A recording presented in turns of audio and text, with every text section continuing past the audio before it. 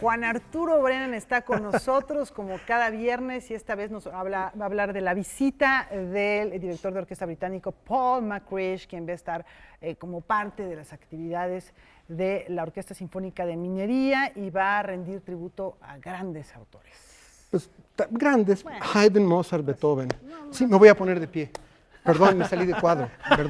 Perdón a Camus. Señor Camus, no lo vuelvo a hacer. Es que hay que ponerse de pie cuando uno menciona a ciertos grandes. A esa ¿no? triada, sí. ¿Sí? Sí. Haydn, Mozart, Beethoven. Ya habíamos hablado de ello la semana pasada. Si ustedes recuerdan, vino de invitada Shari Mason, que es la concertino de la Sinfónica de Minería y de la Nacional, que va a ser solista. De eso ya hablamos, va a tocar el quinto concierto de Mozart. Pero hoy, como platicamos ayer y hoy, tú y yo, Rafa, hay que hablar del director, porque es un personaje muy interesante. Paul McCrish, británico, ya estuvo hace un par de años también con la Sinfónica de Minería, haciendo un programa semejante a esto, de autores clásicos de esa época. Y yo lo que quería hablar hoy al respecto de Paul McCrish es lo básico, que es un dato muy sencillo. Es un especialista muy connotado y muy merecidamente connotado en el quehacer de la música antigua al estilo antiguo. Hablamos un poquito de eso la semana pasada, ¿sí? Dicho lo cual, por supuesto, en sus conciertos, pues se dirige mucho con orquestas de instrumentos antiguos que tocan a este estilo, etc. Pero, además, Paul McCrish es un gran investigador, es un gran musicólogo. Entonces, se pasa una parte sustancial de su vida en los archivos de las catedrales, de los museos, de los institutos de música, de los conservatorios, viendo a las fuentes lo más originales que puede, y manuscritos de las épocas aquellas, o facsímiles. Lee mucho, investiga mucho. Y lo que ha dado una serie es lo que yo quiero, de lo que quiero hablar hoy, estrictamente como recomendación, es una serie de proyectos que tiene Paul McCrish, que ha convertido en discos, previo a presentarlos en concierto, por supuesto que es muy importante, y después los convierte en discos, de una idea de montajes, sobre todo de misas antiguas, que parten de una idea formidable porque está anclada muy importante y muy seriamente, de manera muy importante y muy seria, en estas investigaciones.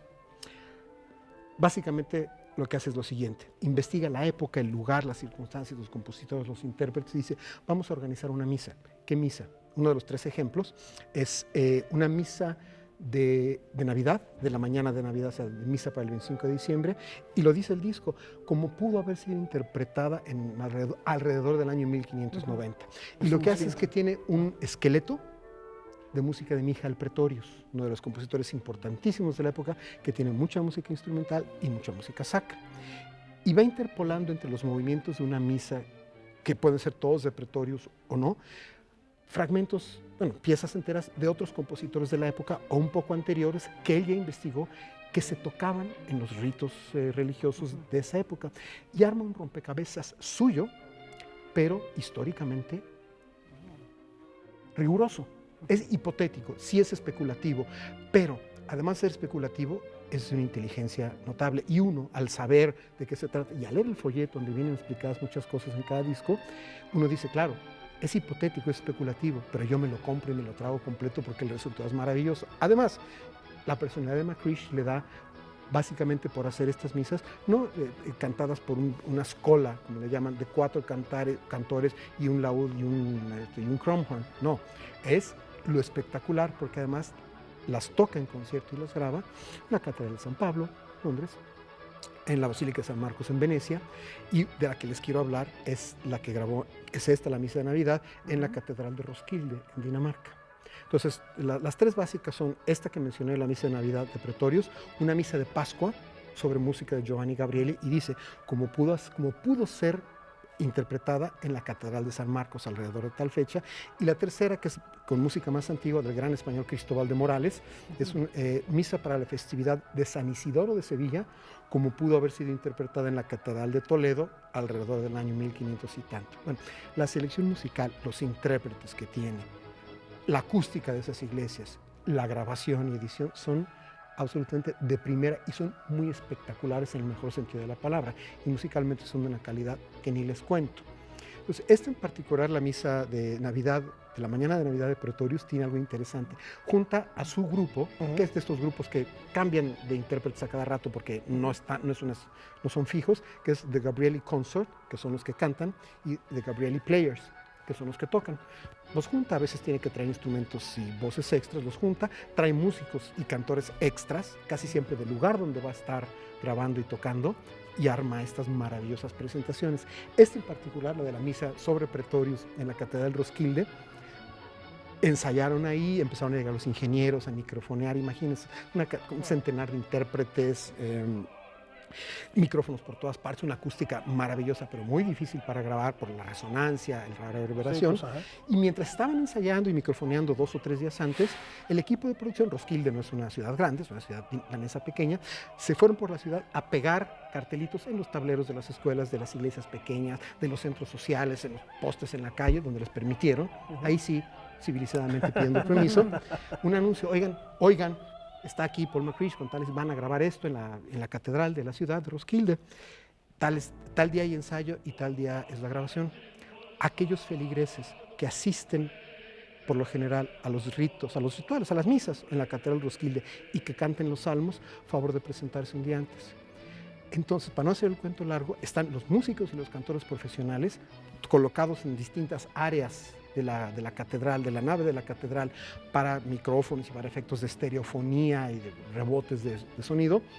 Y las bancas están llenas de la feligresía local, de los transeúntes que van cada domingo ahí. La diferencia es que en Europa sí cantan bien, porque están educados musicalmente. Es el tipo de proyectos que aquí no podríamos hacer jamás. Entonces, oyen ustedes la grabación y se oye toda la parafernalia profesional del Gabrieli Consort, Gabrieli Players, estos solistas, este grupo de trompetas extra, tal y cual, y de pronto oyen ustedes una voz muy, muy homogénea, sin polifonía, por supuesto, cantando, son como 500, cantando un salmo, que es lo que va del diario los domingos, y es la feligresía, los transeúntes, el carnicero y el ama de casa, y la de la oficina de correos, y el licenciado, y el doctor del pueblo, que fueron, y como leen música y tienen oído y están afinados, formaron, digamos, el coro popular. Coro monumental, ¿no? Un coro monumental. Entonces la impresión es, sí, estoy oyendo a los profesionales y de pronto en números selectos oigo un coro gigantesco, además cantando todos igualito porque tampoco cantan polifonía, tampoco son profesionales, y es la feligresía, no es un coro profesional, es la gente del pueblo de Roskilde que vio los postercitos y dijo, vamos a cantar en la grabación. Entonces, no solamente el resultado sonoro, sino que de manera muy particular, la idea de hacer esta grabación de esta hipotética, especulativa misa de los 1500 y tantos en cualquier catedral luterana, por supuesto es rito luterano, no es digamos al que estamos acostumbrados nosotros, pero además la idea social de que participa la feligresía del diario. Una gran historia. Es fantástico. Y me viene a la mente, hoy de hecho se inauguró el Festival de Salzburgo, y precisamente son 26 días de ópera, de música, de teatro, pero arrancan precisamente con música sacra, y por eso me vino a la mente, lo han dedicado a prácticamente todas las religiones, judaísmo, hinduismo, brahmanismo, etcétera, ahora es para cristianos del este, y es música precisamente que se rescata con la esencia primigenia y con grandes coros. Entonces yo creo que está muy vinculado con eso que hace Paul McCreesh. Absolutamente, ¿no? Entonces, yo tengo en mi poder la misa de Pascua veneciana sobre Gabrieli,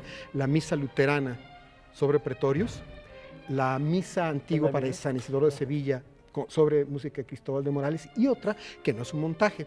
Bueno, sí, está una misa completa y 2 o 3 piezas vocales e instrumentales. El montaje no es tan complicado, pero la misa que está en este cuarto disco es la famosísima Misa Salisburgensis, la misa de Salzburgo, que es de esa época una de las composiciones más grandes, más enormes, más espectaculares. La partitura original, se conserva, es de este tamaño porque es a 53 partes. Y con esto querría yo comentar al público que no es que sean 53 músicos, son 53 líneas instrumentales y vocales independientes. Fue anónima durante un tiempo. Durante otro tiempo se le atribuyó al compositor italiano Orazio Benevoli. Y dicen que Gustav Mahler la estudió cuando estaba haciendo la octava, porque de ese tamaño es la Misa Salisburgensis. Pasó el tiempo y yo tengo una grabación que originalmente era un LP, luego la compré, me voy a balconear, en cuadrafónico. No funcionó, ya saben por qué tronó el cuadrafónico, ¿no? Una razón técnica complicadísima. Se dieron cuenta los ingenieros de la cuadrafonía que solo tenemos 2 orejas y 2 hemisferios. El cuadrafónico tronó. Y después se digitalizó y todavía estaba anónima. Y con la nota en el disco que probablemente fuera de Benevoli, etc. Pasaron los años y ya se descubrió el autor, ni más ni menos que Biber. Heinrich Ignaz Franz von Biber, ya está atribuida. Y a partir de eso se hicieron un par de grabaciones más, por lo menos. Una, Jordi Savall, con Esperion 21 y la Capella Real de Cataluña, y la siguiente, la de Paul McCreesh. Las tengo las tres porque es una de mis obras favoritas y las tres versiones son absolutamente espectaculares. Entonces, les recomiendo muchísimo las grabaciones de Paul McCrish de estas misas, de estas tres misas especulativas que montó alrededor de música de estos tres compositores y la Misa Salisburgensis. Son grabaciones de primerísimo orden, las interpretaciones son formidables y la música es de una belleza trascendente. Y no se olviden, mañana y pasado mañana, Orquesta Sinfónica de Minería, mañana a las 8, domingo a las 12, Paul McCrish dirige 88, Sinfonía de Haydn, concierto 5 de Mozart para violín con Shari Mason y la octava de Beethoven. No tiene pierde, hay que ir a oír a Paul McCrish porque la Orquesta Sinfónica de Minería, que es de hoy, va a sonar como orquesta de ayer, gracias al trabajo de investigación de Paul McCrish, que es realmente de primer orden. Muchas gracias, mi querido Juan Arturo, por esta invitación. Y nos vamos a despedir precisamente reiterando esta invitación para darse una vuelta mañana con la Sinfónica de Minería, pero vamos a ver cómo Paul McCrish dirige otras orquestas a lo largo y ancho del mundo. Muchísimas gracias, Juan Arturo. Gracias, Rafa, Laura. Laura, y gracias a ustedes también. Muchísimas gracias.